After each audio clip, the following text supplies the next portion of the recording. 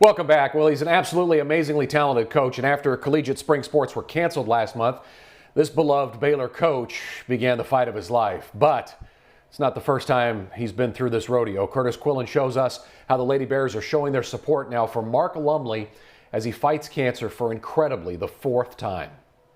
We've been together for 22 years. He's closer than a brother to me. He's a big part of the success you see when you look up at Getterman Stadium. Mark Lumley came to Waco with head coach Glenn Moore from LSU in June of 2000.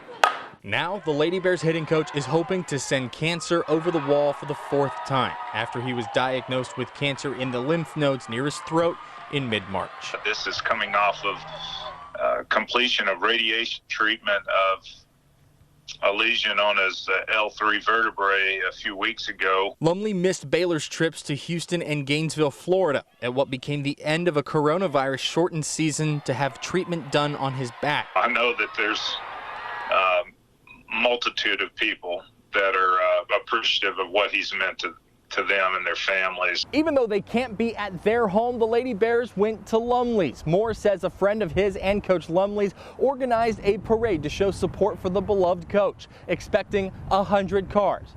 200 showed up, with some current and former players driving as far as 2 hours to see him. Kyla Walker drove up from Franklin, Texas.